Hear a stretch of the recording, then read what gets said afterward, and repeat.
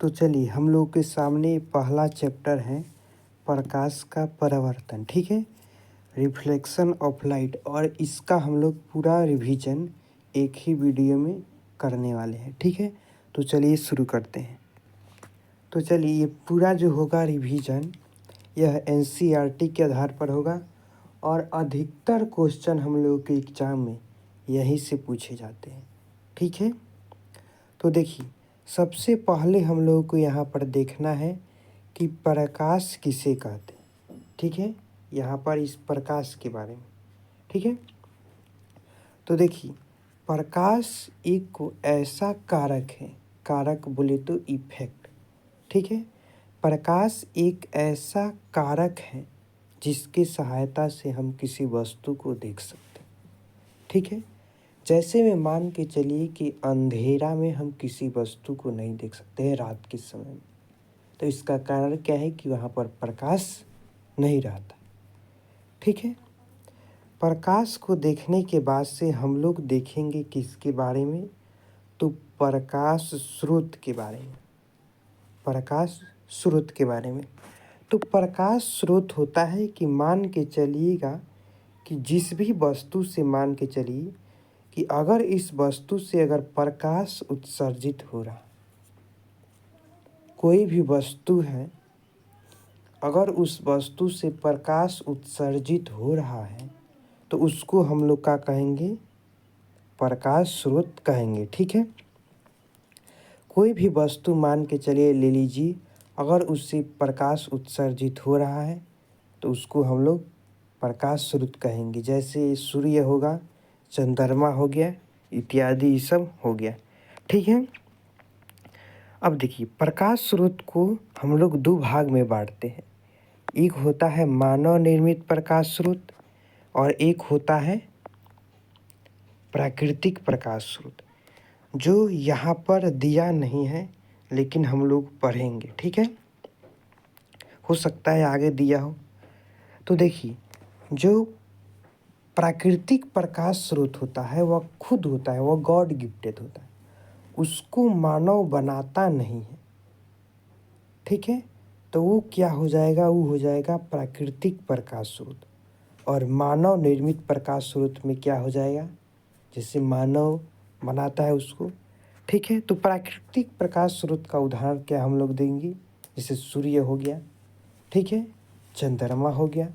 और मानव निर्मित प्रकाश स्रोत का हम लोग का उदाहरण देंगे, जैसे दीपक हो गया, लालटेन हो गया, जो साइंटिस्ट लोग बनाते हैं उसको हम लोग मानव निर्मित प्रकाश स्रोत कहते हैं।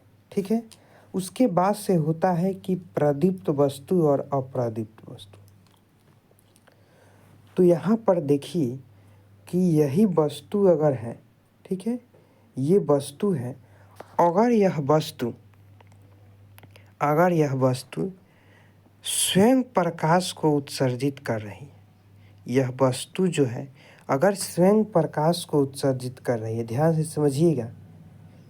देखिए यहाँ पर बहुत कन्फ्यूजन होता है कि जो शीशा होता है, यानी कि हाँ शीशा जिसमें हम लोग चेहरा देखते हैं, तो वो भी क्या करता है कि दिन के समय में देखिएगा कि वो भी चमकता है, लेकिन उसको हम लोग प्रदीप्त वस्तु के अंदर अगर नहीं रखेंगे। क्यों, क्योंकि वह स्वयं प्रकाश को उत्सर्जित नहीं करता है।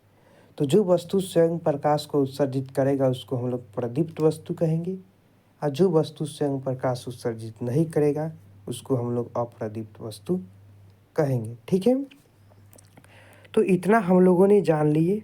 उसके बाद से हम लोगों को आगे देखना है, और एक बात, जो प्रदीप्त वस्तु होता है उसी का दूसरा नाम हम लोग दीप्तिमान वस्तु भी कहते हैं। ठीक है, और प्रदीप्त वस्तु का उदाहरण हम लोग क्या देंगे, जैसे मान के चलिए कि सूर्य हो गया, लालटेन हो गया, दीपक हो गया, ये सब हो गया प्रदीप्त वस्तु का, यानी दीप्तिमान वस्तु, दोनों एक ही नाम है। और जो अप्रदीप्त वस्तु होता है उसका उदाहरण जैसे चंद्रमा हो गया, वह उसके पास खुद का प्रकाश नहीं होता है, वह किसी दूसरे प्रकाश की सहायता से चमकता है। ठीक है, और क्या हो गया, ये अभी बताए शीशा हो गया। ठीक है, तो हम लोगों ने इतने बात को जान लिए हैं। उसके बाद से हम लोग देखते हैं क्या है, हाँ, यहाँ पर हम लोगों को मिला है जो प्रकाश का जो किरण किसे कहते हैं, किरण।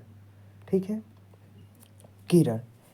तो देखिए, जो भी प्रकाश होता है किसी भी वस्तु से, मान के चलिए एक ये वस्तु हो गया, तो इस वस्तु से जो प्रकाश निकलेगा वह क्या करता है, तो वह एक सरल रेखा में यानी कि स्ट्रेट लाइन में वह ट्रेवल करता है।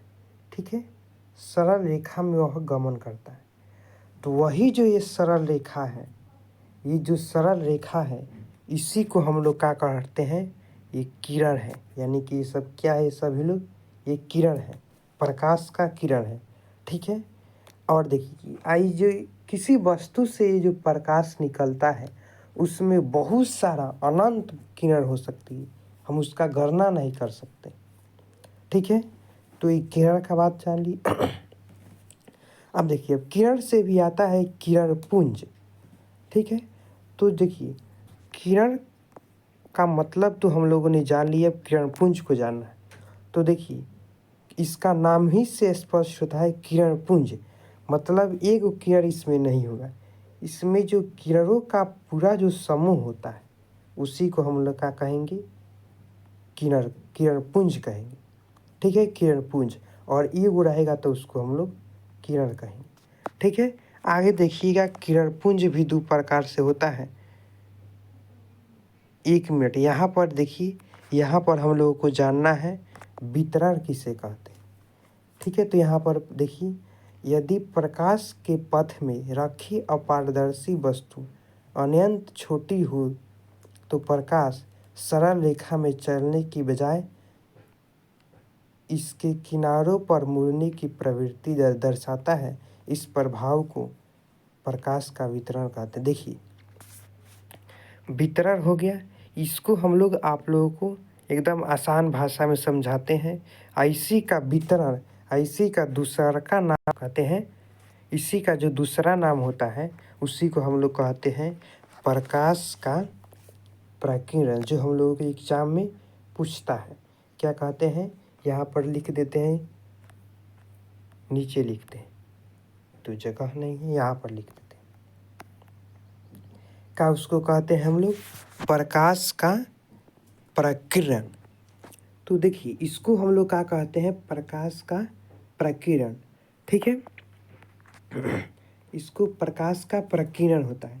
तो देखिए जब भी कोई बड़ा वस्तु होता है, जैसे कि सूर्य हो गया या चंद्रमा हो गया, तो जब भी उससे प्रकाश पृथ्वी पर आता है, जैसे मान के चलिए ये क्या हो गया, ये सब हो गया पृथ्वी का छोटे छोटे जैसे कण हो गए, ये सब हो गए। तो जब भी इस पर प्रकाश पड़ता है तो ये क्या करता है, इस प्रकाश को अपने अगल बगल जितना भी होता है उसको फैला देता है। जैसे मान के चलिए बताए थे कि कोई भी वस्तु एक कण ही पर समझते हैं, ये प्रकाश पर पड़ेगा तो ये तो जरूर अपने आएगा तो उसको परिवर्तित कर देगा। तो उसी को क्या करता है, यहाँ पर जो अलग अपने अलग अगल बगल उसको फैला देता है। तो जब फैला देता है तो ये क्या होता है कि जैसे मान के चलिए कि दिन के समय में अगर अंधार भी किसी कमरा में रहता है तो इसी के सहायता से हम लोग देख लेते हैं। तो यही जो घटना होता है, जो ये कण क्या करता है, ये अपने आसपास फैलाता है, तो इसी को हम लोग प्रकाश का प्रकीर्णन कहते हैं। ठीक है, प्रकाश के प्रकीर्णन के बाद से हमने किरण तक देखे थे, किरण। ठीक है, किरण के बाद से आगे हम लोगों को किसके बारे में देखना है, किरण पुंज के बारे में। किरण पुंज, तो शायद इसमें वह नहीं दिया है, किरण पुंज नहीं दिया है, तो हम लोग यहाँ पर देख लेते हैं। देखिए जो किरण होता है, नहीं, किरण पुंज जो होता है वह दो तीन प्रकार से होता है। एक अपसारी किरण पुंज, एक समांतर किरण पुंज, और एक होता है अभिसारी किरण पुंज। तो देखिए अपसारी किरण पुंज किसे कहते हैं, कि जैसे मान के चलिए एगो पॉइंट से वो निकलता है और सभी जगह वह फैलता हुआ चला जाता है। तो जब फैलता हुआ चला जाता है तो इसी को हम लोग क्या कहते हैं, अपसारी किरण पुंज। ये क्या होता है, ये फैलता हुआ चला जाता है, तो इसी को हम लोग क्या कहेंगे, अपसारी किरणपुंज। लेकिन किसी एक बिंदु पर आकर के अगर किरणपुंज मिलता है तो उसी को हम लोग क्या कहेंगे, अभिसारी किरणपुंज। ठीक है। तो और समांतर किरणपुंज किसे कहते हैं, कि वो एक दूसरे के समांतर होता है, समांतर होते हुए वो चला जाता है ऐसे, तो इसी को हम लोग क्या कहेंगे, समांतर किरणपुंज। ठीक है। किरणपुंज समझ में आने के बाद से हम लोग देखेंगे जो प्रकाश का परावर्तन के बारे में। ठीक है। तो यहाँ पर प्रकाश के परावर्तन के बारे में देखेंगे। ठीक है।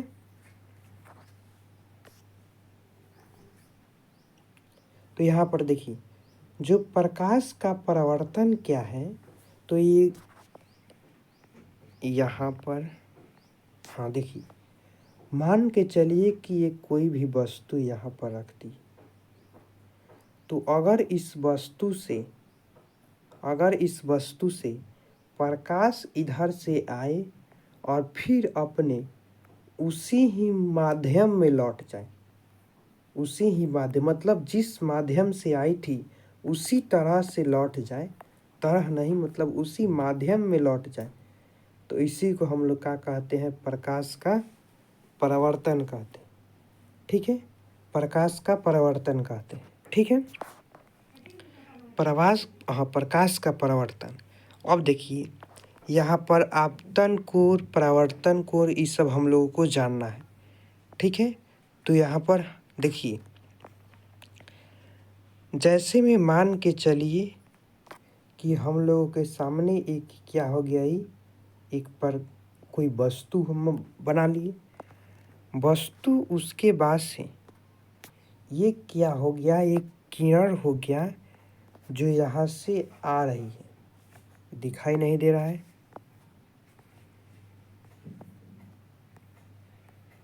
तो एक किरण यह है जो इधर से आई और यहाँ से परावर्तन होने के बाद से ही चली गई। ठीक है। आई और उधर से परावर्तन होने के बाद से चली गई, और यहाँ पर हम लोगों ने क्या कर दिए, एक अभिलंब को लगा दी। अभिलंब सब बताएंगे आप लोगों को, अभिलंब। ठीक है। तो अब देखिए जो ये किरण आती है, आ करके किसी से मिलती है, तो उसको हम लोग, ये जो किरण है, इस किरण को हम लोग आपतित किरण कहते हैं। फिर ये जो टकरा करके चली जाती है उसको हम लोग परावर्तित किरण कहते हैं। जो बीच में रहता है उसको हम लोग अभिलंब कहते हैं। ये जो बीच में है ये अभिलंब है। अब देखिए जो अभिलंब है और जो आपतित किरण है, इसके जो बीच जो कोण बनता है उसको आपतन कोण कहते हैं। ये जो परावर्तित किरण है और अभिलंब के बीच जो कोण बनता है उसको हम लोग परावर्तन कोण कहते हैं। जो बीच में जो बिंदु आकर के मिलती है उसको हम लोग आपतन बिंदु कहते हैं। ठीक है। आपतन बिंदु, ये सब हम लोग समझ गए। इतना बात समझने के बाद से इसके बाद से देखते हैं आगे क्या है। तो अब देखिए, अब हम लोग चल जाएंगे दर्पण के बारे में। ठीक है। तो दर्पण क्या होता है, दर्पण में पहले हम लोगों को पढ़ना है गोलीय दर्पण के बारे में। ठीक है। गोलीय दर्पण। ठीक है। तो देखिए दर्पण का अगर देखें तो दर्पण दो होता है, एक अवतल दर्पण और एक उत्तल दर्पण। तो जो दो दर्पण होता है वो दर्पण गोलीय दर्पण की सहायता से ही बनता है। ठीक है। तो अगर देखिए, अगर इसके हम लोग बाहर से पेंट कर देते हैं, कलई कर देते हैं, तो ये जो दर्पण बनेगा, ये जो दर्पण बनेगा, इस दर्पण को हम लोग क्या कहते हैं, अवतल दर्पण। इस जो बाहर से जो कलई करेंगे तब ये दर्पण बनेगा, उसको अवतल दर्पण कहेंगे। वही अगर इसके जो भीतर से हम लोग पेंट कर देते हैं, भीतर से पेंट कर देते हैं, ये जो बनता है इसको हम लोग क्या करते हैं, उत्तल दर्पण। ठीक है, इतना बात समझ में आ गया। अवतल दर्पण, उत्तल दर्पण। उसके बाद से देखिए यहीं पर ये जो हो गया, ये क्या है हम लोगों के सामने, यह है अवतल दर्पण और यह है क्या है, उत्तल दर्पण। देखिए यहाँ पर हो गया। यहाँ पर जो ये है पेंट करना, यहाँ पर देखिए ध्यान से, जो ये बाहर से दिखाई दे रहा है, ये बाहर से है, ये क्या है, मतलब जो ये बाहर का पेंट किया उसीलिए उसको अवतल दर्पण कहेंगे। और जो भीतर से पेंट किया रहा था वही उत्तल दर्पण। यहाँ पर देखिए गलत कर दिया है, हो गया। और आगे देखिए कि हम लोगों को क्या देखना है, दर्पण दोनों देख लिए हैं। एक बात यहाँ पर हम लोगों ने वक्रता केंद्र को देखे हैं, वक्रता केंद्र, तो एक बार फिर से हम लोग बना देते हैं। ठीक है,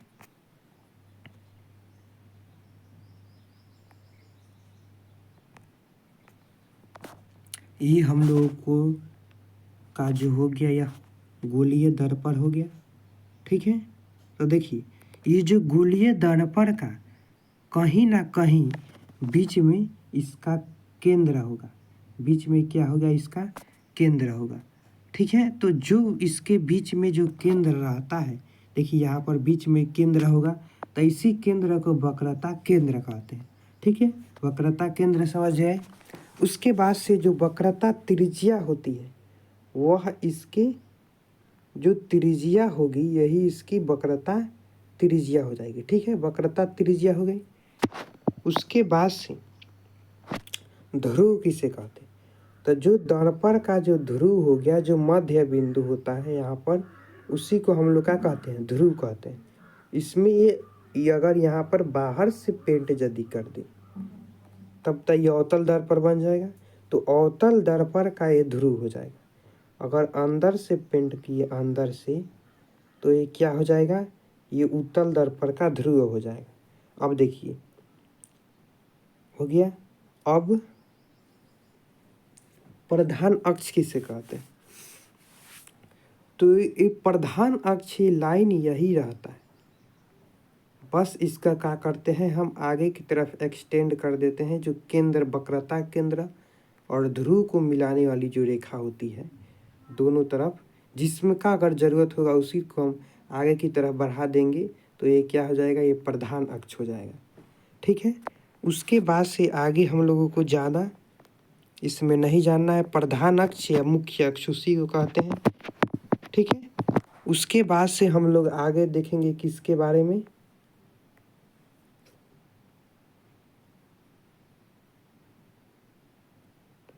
मुख्य फोकस किसे कहते हैं, यही देखना है, मुख्य फोकस। तो देखिए यहाँ से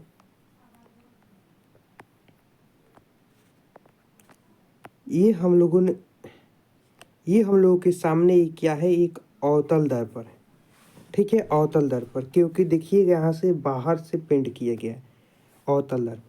तो देखिए बाहर से, देखिए जब इसके समांतर कोई किरण आती है, जब इसके समांतर कोई किरण आती है, तो ये क्या करती है, ये एक मुख्य अक्ष या प्रधान अक्ष, मुख्य अक्ष बोली, मुख्य अक्ष के जिस बिंदु से होकर के ये सब कटती है, तो उसी बिंदु को हम लोग क्या कहते हैं, मुख्य फोकस कहते हैं। ये किसका मुख्य फोकस है, अवतल दर्पण का मुख्य फोकस है।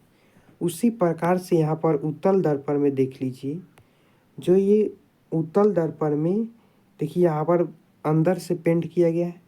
देखिए अगर मुख्य अक्ष, हाँ मुख्य अक्ष, पहली बात मुख्य अक्ष क्या होगी, यहाँ पर मुख्य अक्ष हम लोगों को ये मिल गया, मुख्य अक्ष, ये मुख्य अक्ष है। तो मुख्य अक्ष के अगर समांतर देखिए यहाँ पर किरण आती है, तो वह मुख्य इसमें देखिए उसमें जो था यहाँ पर ये मुख्य फोकस से हो करके गुजरता था, लेकिन क्या हो गया, यहाँ पर देखिएगा क्या हो रहा है, यहाँ पर ये जो मुख्य फोकस से क्या करती है, आती हुई प्रतीत होती है, मुख्य फोकस से देखिएगा, मैं मान के चलिए यहाँ से इस साइड से गई तो ये क्या करे, इस साइड से लौट आएगी, यानी यहाँ इसका मुख्य फोकस ही है। देखिए इससे आती हुई ये प्रतीत हो रही। तो इस प्रकार से आप लोगों का मुख्य फोकस क्लियर हो गया। मुख्य फोकस ये किसका मुख्य फोकस है? उत्तल दर्पण का मुख्य फोकस, ठीक है। उसके बाद से फोकस दूरी, अब देखिए यहीं पे हम लोग समझ लेते हैं जो फोकस दूरी क्या होती है। तो दर्पण का यहाँ पर देखिएगा,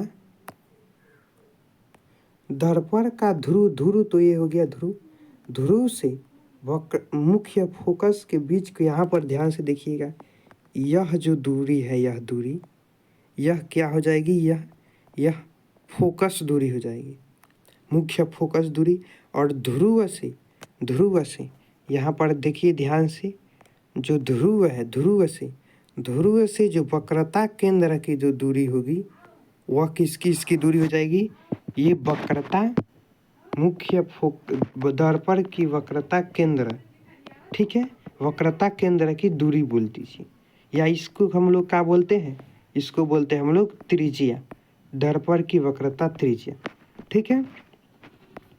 तो उसी को वक्रता केंद्र में अगर दूरी लग फोकस हो तो फोकस में दूरी मतलब क्या हो गया, फोकस से उसकी ध्रुव की दूरी। अगर दर्पण का वक्रता पूछेगा तो वक्रता से अगर वो वक्रता एक पॉइंट, वक्रता केंद्र एक पॉइंट होता है, ध्यान से समझिएगा, वक्रता केंद्र एक पॉइंट होता है, ये भी इसी प्रकार से फोकस भी एक पॉइंट होता है। लेकिन जब उसका हम लोग पूरा उस उधर से मिलाएंगे तो ये क्या बन जाएगा, ये दूरी बन जाएगा, ठीक है। इतना तो बात हम लोग जानते हैं। उसके बाद से अब देखिए प्रतिबिंब कैसे बनता है। तो देखिए प्रतिबिंब तभी बनेगा, मान के चलिए यहाँ पर कोई एक वस्तु है, प्रकाश स्रोत को रखे हैं, यहाँ पर कोई एक वस्तु है, ठीक है। तो जब इस वस्तु से किरण दूर निकल करके, ठीक है, तो जैसे मान के चलिए यहाँ से क्या हो गया, दूर यहाँ से निकली किरण, दो किरण निकलती है। और देखिए हम लोग समझने के लिए, जानने के लिए दो किरण को लेते हैं, ऐसे में पूरा किरण वहीं से टकराएगी जहाँ पर उसका प्रतिबिंब बनेगा, ठीक है। तो यहाँ तो देखिए, तो हमने बताया कि दो किरण को लेते हैं, ठीक है। तो दो किरण को लेने के बाद से वो दोनों किरण टकराने के बाद मान के चलिएगा कि इस बिंदु पर यहाँ पर मिल रही, तो इसका प्रतिबिंब बनेगा यहीं,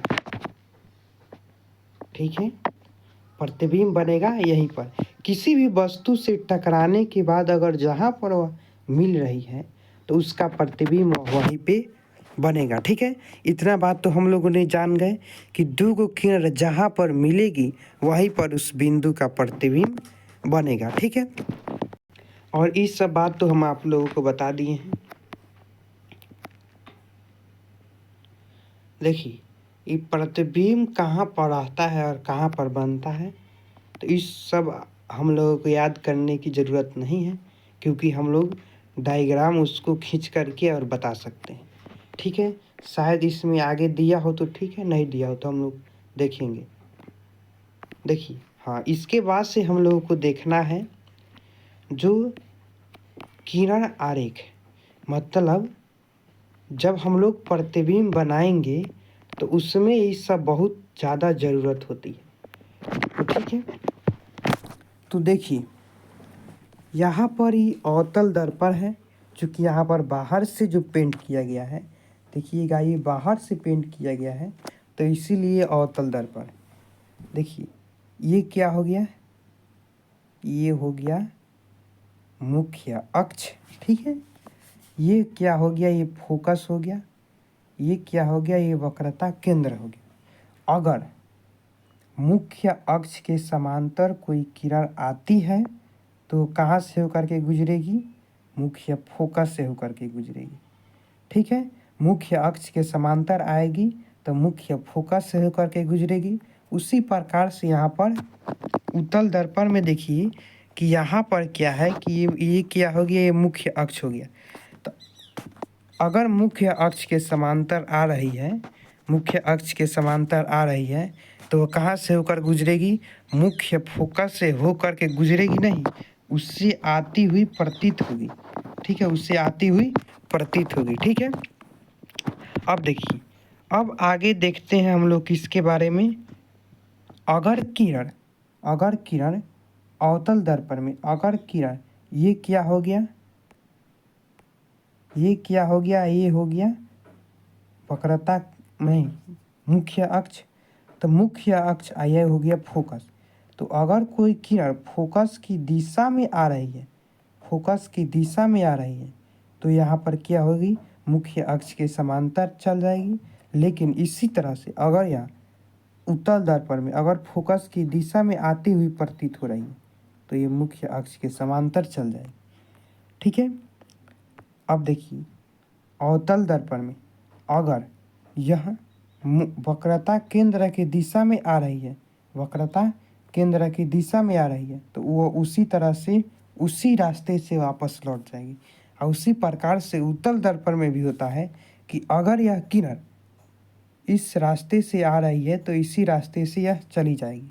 ठीक है, और एक और है हम लोगों के सामने कि अगर मान के चलिए कि यहाँ पर ये ध्रुव पर आ रही है, ध्रुव पर, यहाँ पर देखिए अगर यह किरण ध्रुव पर आ रही है, ध्रुव पर, तो ये क्या होगी, ये दर्पण के नियम के पालन करते हुए इस साइड से लौट जाएगी।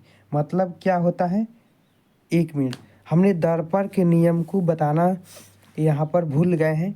तो सबसे पहले यहाँ पर इस साइड में देख लेते हैं दर्पण के नियम जो होता है वह क्या क्या होता है। प्रकाश के परावर्तन के नियम क्या होते हैं। सबसे पहले मान के चलिए हमारे पास कोई एक हो गया, यहाँ पर आ रही है आपतित किरण, यहाँ पर परावर्तित हो गई, अभिलंब हो गया। तो ये पहला नियम क्या करता है, पहला नियम कि जो आपतित किरण है, परावर्तित किरण तथा आपतन बिंदु पर डाला गया अभिलंब जो तीनों होता है वह एक ही तल में होता है। ठीक है, एक ही तल में होता है। ठीक है, आपतित किरण, परावर्तित किरण और आपतन बिंदु पर डाला गया अभिलंब तीनों क्या होता है, एक ही तल में होता है। ठीक है, और दूसरा नियम क्या है, दूसरा नियम जो आपतन कोण जो ये है, आपतन कोण ये परावर्तन कोण के बराबर होता है।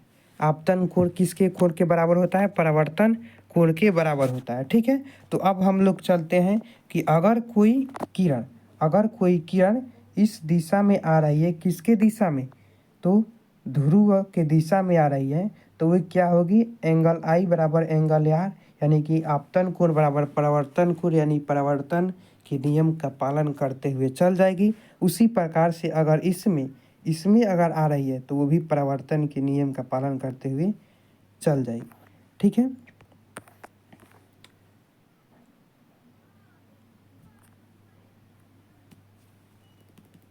अब देखिए यहाँ पर देखिए पहला क्या होता है कि जब वस्तु अनंत पर हो, तो जब वस्तु अनंत पर हो तो उसको लिए हम लोग यहाँ पर समझ लेते हैं।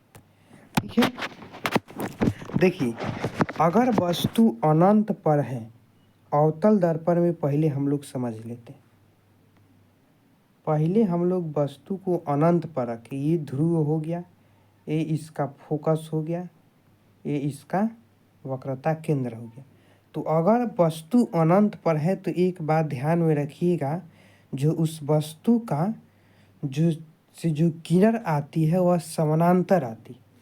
बात को ध्यान में रख लीजिएगा कि वस्तु अगर अनंत पर रहेगी तो उस वस्तु से जो भी किरण आएगा वो हमेशा समानांतर होगा। तो समानांतर यानी कि आएगा ऐसे, ऐसे आकर के इस तरह से चल जाएगा, इस तरह से आएगा, इस तरह से आकर के चल जाएगा, यानी कि ये फोकस से होकर के जाएगा। समझ में आ गया। अगर नहीं समझ में आया तो यहाँ पर एक और हम लोग तरीका जानते हैं। ठीक है, ये जो परावर्तन में थोड़ा सा हम लोगों को दिक्कत होता है यहाँ पर, देखिए, मान के चलिए कि ये इसके समानांतर ही आ रही है, इसके समानांतर ही आ रही है, तो ये मुख्य फोकस से होकर के चल जाएगी। एक और किरण आई इसके समानांतर, वो भी मुख्य फोकस से होकर के चल जाएगी। ये तो बात समझ में आया। तो वो जो यहाँ पर जो इसका प्रतिबिंब बनेगा, तो क्या होगा कि अगर वस्तु अनंत पर होगा तो उसका प्रतिबिंब फोकस पर बनेगा। अगर वस्तु, तो हम लोग इसको डायग्राम के सहारे बना सकते हैं, याद करने की रटने की कोई ज़रूरत नहीं। ठीक है, क्या करना है, बस दो जो लाइन खींचना है, किरण खींचना है, और उसको हम लोग सही से परावर्तित करा देना है। बस जहाँ कटेगी डायग्राम प्रतिबिंब वहीं पे बन जाएगा। ठीक है, तो इसी प्रकार से यहाँ पर से आई तो इधर से चल गई, इधर से आई तो इधर से चल गई, यानी कि इस पर बनी। वो जो प्रतिबिंब है वो बिंदु के आकार की बनी, बिंदु के आकार की बनती है। और जो ये प्रतिबिंब जो होती है वास्तविक उल्टी होती है। ठीक है, और वस्तु से बहुत छोटी होती है। ठीक है, उसके बाद से हम लोग क्या देखते हैं, इसी पर देख लेते हैं। जब वस्तु अनंत और वक्रता केंद्र के बीच हो, यहाँ पर है वस्तु, यहाँ पर है, तो सबसे पहले देखिए कि बहुत बड़ी बात नहीं होती है इसको याद करना। सबसे बड़ी बात होती है कि इससे द्विध्रुव किरण को पास करा देना। ठीक है, किसी भी दिशा में हम लोग द्विध्रुव किरण को पास करा देंगे। तो अगर मान के चलिए यहाँ से आई तो ये मुख्य फोकस से होकर के चली गई। ठीक है, अगर यह वक्रता केंद्र की दिशा में आई तो ये इसी दिशा में चल जाएगी, मतलब इसका प्रतिबिंब कहाँ पर बनेगा, यहाँ पर बनेगा। तो अगर वस्तु अनंत और वक्रता केंद्र के बीच हो तो कहाँ बनेगी, उसका प्रतिबिंब मुख्य फोकस और वक्रता केंद्र के बीच बनेगी, वास्तविक उल्टा और वस्तु से छोटा बनेगी। ठीक है, उसके बाद से हम लोग इसका यहीं पे देख लेते हैं। ठीक है, अगर वस्तु जो कहाँ पर है, वक्रता केंद्र पर है, तो वक्रता केंद्र पर है तो क्या होता है कि उसको जानने के लिए हम सबसे पहले दो किरण को पास कराएंगे। एक किरण यहाँ से पास कराएंगे तो इस साइड से चल जाएगी, और एक किरण इस साइड से मतलब मुख्य फोकस की दिशा में आएगी तो इसके समानांतर होते हुए चल जाएगी। मतलब इसका थोड़ा सा बनाने में दिक्कत हो रहा है। अगर ये इस साइड से आएगी तो ये मुख्य फोकस से होकर के चले जाएगी। अगर मुख्य फोकस से होकर के जाएगी तो ये किस से आएगी, यहाँ से आएगी, मतलब इसका प्रतिबिंब जस्ट किस पर बनेगा, वक्रता केंद्र पर बनेगा। ठीक है, वास्तविक उल्टा और वस्तु के बराबर बनेगा। ठीक है, तो हम लोग अगर सही से किरण को पास कराएंगे तो कोई भी दिक्कत नहीं होता। ठीक है, अब देखिए, अब हम वस्तु को रखते हैं कहाँ पर। ऐसे में देखिए, अगर हम लोगों को किरण पास कराने में कहीं कहीं दिक्कत होती है, ठीक है, तो उसको हम लोग एक ट्रिक होता है उससे याद कर लेंगे।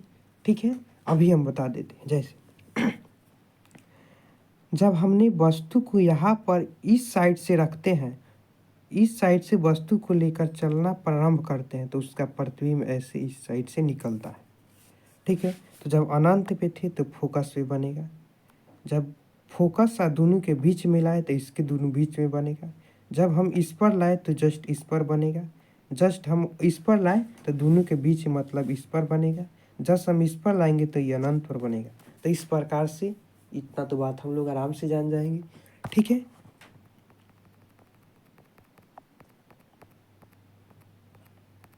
देखिए, तो जब हम यहाँ पर हैं तो पास कराएंगे यहाँ से तो एक इस साइड से निकल करके चला जाएगा, और जब एक इस साइड से लेकर चलेंगे तो इस साइड से होते हुए कहाँ चल जाएगा, इस साइड से। तो ये कहाँ पर बनेगा, ये अनंत और वक्रता केंद्र के बीच बनेगा। क्योंकि पहले यहाँ पर जब रखे थे तो इसका प्रतिबिंब यहीं पे बनेगा, तो जब हम इस साइड में हटाएंगे तो प्रतिबिंब भी इस साइड में जाएगा तो ये यहाँ पर बन जाएगा।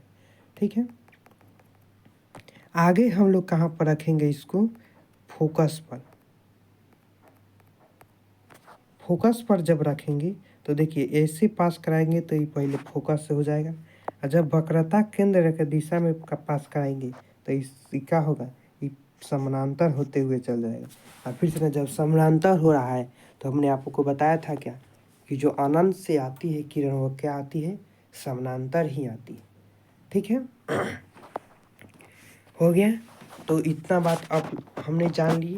अब देखिए, अब उत्तल दर्पण में जो होता है, उत्तल दर्पण में यहाँ पर हम लोगों को दिया हो उत्तल दर्पण के बारे में देखिए। उत्तल दर्पण में होता है क्या कि अगर समानांतर आएगी, अगर जो किरण समानांतर उत्तल दर्पण में आती है तो कहाँ से होती है, वो मुख्य फोकस से आती हुई प्रतीत हो रही होती है। देख ली यहाँ पर हमने। अब देखिए,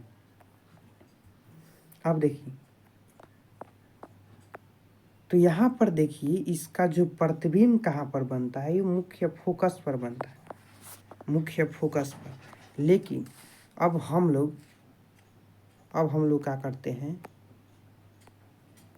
अब हम लोग यहाँ पर क्या किए, अब देखिए, अनंत यहाँ से लेकर के किसमें, उत्तल दर्पण में, यहाँ से लेकर के और अनंत तक अगर कहीं पर भी हम लोग प्रतिबिंब को रखते हैं तो ये दोनों जगह ये कि यहाँ से लेकर के और यहाँ के बीच में बनता है।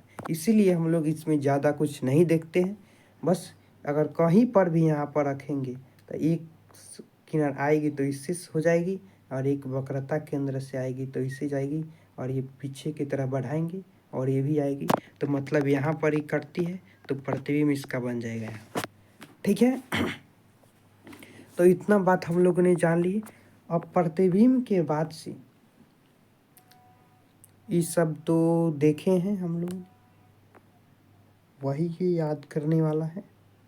हाँ, एक बहुत ही मस्त इम्पोर्टेंट है कि हम लोग क्या करते हैं उसको, ये जो निर्देशांक चिन्ह पर पार्टी है उसी को हम लोग आराम से समझेंगे। ठीक है, ये दिखाई नहीं दे रहा है, दिखाई दे रहा है। ठीक है, तो अब देखिए, जो हम लोगों ने पढ़ते हैं 9th क्लास में पढ़ते हैं निर्देशांक ज्यामिति में, तो सेम वही यहाँ पर भी लागू होता है। इसको हम लोग क्या करते हैं, इसको मूल बिंदु मान लेते हैं, उसको मूल बिंदु। और देखिए, जैसे ही यहाँ पर एक वर्टिकल लाइन खींच देते हैं, इसको भी एक वर्टिकल लाइन खींच देते हैं। तो देखिए, इस साइड में क्या रहता था, पॉजिटिव, देखिए यहाँ पर पॉजिटिव है। ऊपर जाते थे तो क्या रहता था, पॉजिटिव, तो देखिए यहाँ पर कहाँ दिया है, हाँ ऊपर की ओर पॉजिटिव। इस साइड में जाते हैं तो क्या रहता है, नेगेटिव, नीचे जाते हैं तो क्या रहता है, नेगेटिव। ठीक है, इतना बात जान ली निर्देशांक चिन्ह प्रपाटी में। इसको हम लोग मूल बिंदु कहते हैं, ध्रुव को मूल बिंदु ले लेते हैं। एक बार और फिर से देख लीजिए, अगर इस साइड में जाते हैं तो क्या हो जाता है, पॉजिटिव होता है। अगर ऊपर जाते हैं तो वो क्या होता है, पॉजिटिव होता है। अगर नीचे जाते हैं तो नेगेटिव होता है, अगर इस साइड जाते हैं तो नेगेटिव होता है। ठीक है, अगर थोड़ा सा दिखाई नहीं दे रहा है तो आप लोग क्वालिटी बढ़ा सकते हैं। ठीक है, देखिए, एक होता है दर्पण सूत्र,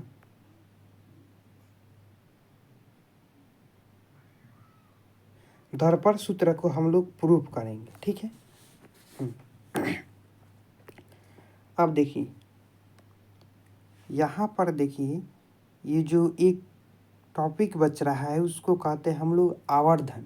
तो आवर्धन किसे कहते हैं, प्रतिबिंब की ऊंचाई, किसकी, प्रतिबिंब की ऊंचाई और वस्तु की ऊंचाई के अनुपात को हम लोग क्या कहते हैं, आवर्धन कहते हैं। ठीक है, आवर्धन कहते हैं।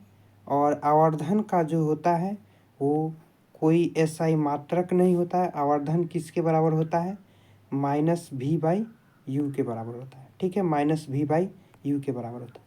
अब देखिए, जो दर्पण सूत्र होता है उसको हम लोग प्रूफ करेंगे, तो यहाँ पर प्रूफ करने के लिए दिया नहीं है। ठीक है, यहाँ पर हम लोगों में प्रूफ करने के लिए नहीं दिया है, तो कभी बाद में हम आप लोगों को इसको प्रूफ करके दिखा देंगे। ठीक है,